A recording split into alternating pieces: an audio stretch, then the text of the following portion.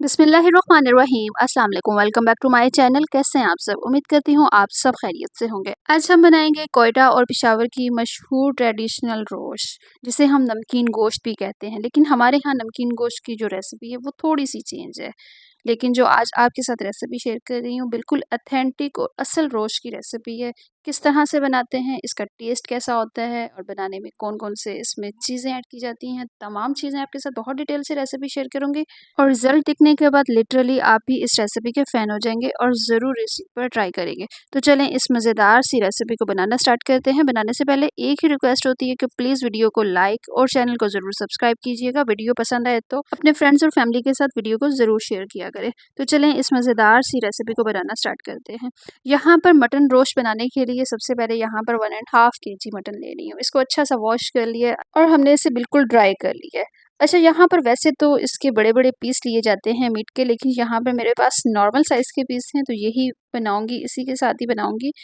तो यहाँ पर हड्डी भी शामिल की है इस मीट में और साथ चर्बी भी ऐड करूँगी। चर्बी की क्या क्वांटिटी होगी वो भी आपको आगे चल के बताती हूँ। सबसे पहले हम यहाँ पर मीट को अच्छा सा नमक लगा लेंगे। 1 टेबलस्पून यहाँ पे नमक लगाएँगे और नमक लगाने के बाद अच्छा सा आपने इसको मिक्स कर लेना है, ताकि नमक जो है अच्छे से एब्ज़ॉर्ब हो जाए मीट के साथ। और इस तरह नमक पहले लगाने से इसका जो टेस्ट है वो बहुत मज़े का होगा और आपको फिर बाद में नमक ऐड करने की ज़रूरत नहीं होगी।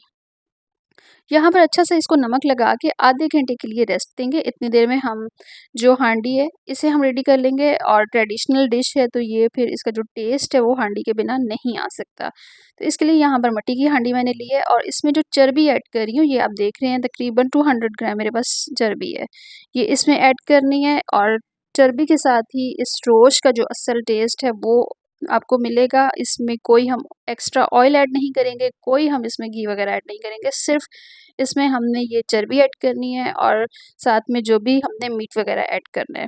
सबसे पहले जो यहाँ पर लेयर लगाएँगे चर्बी की है, उसके बाद यहाँ पर हम इसके ऊपर मीट रख देंगे और मीट भी ये देखें कि नॉर्मल साइज़ में, कोई इसमें मेरे पास बड़े-बड़े पीसेस नहीं है, ठीक है? आपके पास एज़ इट इज़ जैसे भी हों बस आपने ऐड कर देने हैं। और यहाँ पर मीट को ऐड करने के बाद अदरक के 3 से 4 बड़े-बड़े स्लाइस ले लूँगी। आपने इसको क्रश नहीं करना, साबुत चीज़ें इसमें जाएँगी सारी की सारी। और टमाटर जो हैं वो थोड़े बड़े साइज़ में थे, तो इसके मैंने 2-2 पीस कर लिए, 2 अदद मेरे पास यहाँ पर टमाटर हैं। टमाटर भी यहाँ पर ऐड कर देंगे, साथ ही हम इसमें नॉर्मल साइज़ के 2 प्याज़ ऐड कर देंगे। प्याज़ को भी आपने चॉप नहीं करना, ना ही इसकी कोई कटिंग करनी है, साबुत ही आपने इसमें ऐड कर देना है। और लहसुन का ये जो एक फूल होता है ये आपने इसमें ऐड कर देना है, इसको अच्छा सा वॉश करके फिर ऐड कीजिएगा। साथ ही इसमें हरी मिर्चें ऐड कर रही हूँ, टेस्ट के लिए हरी मिर्चों की जो क्वांटिटी है आप इसको कम या ज़्यादा कर सकते हैं, जैसा आपको खाना पसंद हो। और मेन जो मसाले होते हैं गरम मसाले, इसमें काली मिर्च आएगी, 1 टेबलस्पून के बराबर इसमें काली मिर्च है। अब ये चीज़ें इसमें ऐड होंगी, इसमें और कोई मसाला, कोई इसमें एक्स्ट्रा चीज़ और ऐड नहीं करेंगे। बस आपने ऊपर ढक्कन लगा देना है और ढक्कन लगाने के बाद आपने इस तरह आटे के साथ इसे सील कर देना है, ताकि जब हम इसे कुक करेंगे 2 से ढाई घंटे या फिर मटन या बीफ के लिए जितना भी टाइम हमें रिक्वायर्ड होता है, उस हिसाब से जब हम इसे कुक करेंगे तो इसकी जो स्टीम है वो अच्छे से बने और इसमें ये अच्छे से टेंडर हो जाए। बस आपने आटे के साथ इसे अच्छा-सा ऊपर से सील कर देना है।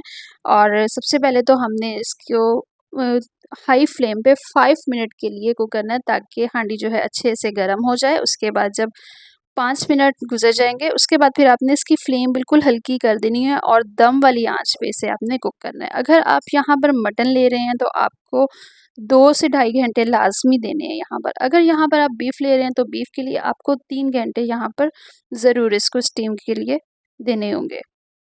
यहाँ पर ये देखिए हल्की-सी आँच है, बिल्कुल दम वाली आँच, और दम वाली आँच पे हमने इसे 2 घंटे लाज़मी कुक करना है। 2 घंटे के बाद ये अच्छे से टेंडर हो जाएगा और इसकी जो कंडीशन है वो भी आपको दिखाऊँगी। और इस दौरान अगर चैनल पर नए हैं तो प्लीज़ चैनल को सब्सक्राइब करें और वीडियो पसंद आए तो वीडियो को लाइक और शेयर करना ना भूलिएगा। यहाँ पर 2 घंटे के बाद ये इसकी कंडीशन आपको दिखाती हूँ। सबसे पहले हम इसे नाइफ़ की मदद से इसके ढक्कन को अलग कर लेंगे। और 2 ढाई घंटे बहुत होते हैं मटन को टेंडर करने के लिए, बिल्कुल हल्की-सी आँच पे। ये आपको दिखाती हूँ, बहुत अच्छे से इसमें स्टीम बन गई है। माशाल्लाह माशाल्लाह बहुत ज़बरदस्त रोस्ट बन के रेडी हुआ है और इसमें एक घूंट भी हमने पानी का एक्स्ट्रा ऐड नहीं किया। इसकी अपनी ही स्टीम जिसमें ये अच्छे से टेंडर हो गया है। अगर अगर आपको लगे कि ये अच्छे से कुक नहीं हुआ या फिर अच्छे से टेंडर नहीं हुआ तो मज़ीद आप इसे आधे घंटे के लिए और भी कुक कर सकते हैं। ये देखिए बहुत अच्छे से सॉफ्ट हो गया यहाँ पे मीट। अब यहाँ पर मज़ीद हमने इसको हल्की सी फ्लेम पे कुक करना है और कुक करने के दौरान आपने इसमें हरी मिर्चें और ऐड कर देनी है। अगर आपको हरी मिर्चों की यहाँ पे थोड़ी-सी और ज़रूरत हो तो तीखेपन के लिए हरी मिर्चें मुझे यहाँ पे थोड़ी-सी और ऐड करनी पड़ी हैं। 5 से 6 अदद बिल्कुल चॉप की हुई मिर्चें। अब इस दौरान हम इसे अच्छा-सा कुक भी कर लेंगे और अच्छा-सा ये फ्राई भी हो जाएगा और इसमें अगर कोई कसर रह गई है तो वो भी अच्छे से मिक्स हो जाएगा। यहाँ पर माशाल्लाह से बहुत ही ज़बरदस्त रोस्ट बन के रेडी हो गया है और इसकी जो फाइनल लुक है वो भी आपको दिखाती हूँ। बहुत ही ज़बरदस्त, बहुत ही ट्रेडिशनल सी एक डिश बनी है जो कि खाने में टेस्ट बहुत ज़बरदस्त है, दिखने में माशाल्लाह बहुत ही अमेज़िंग लग रही है ये रेसिपी। तो इस ईद पर आपने इस रेसिपी को ज़रूर ट्राई करना है, अपने फ्रेंड्स के साथ, फैमिली के साथ इस रोस्ट की रेसिपी को ज़रूर ट्राई कीजिएगा। और क्वेटा और पेशावर की मशहूर डिश है रोस्ट।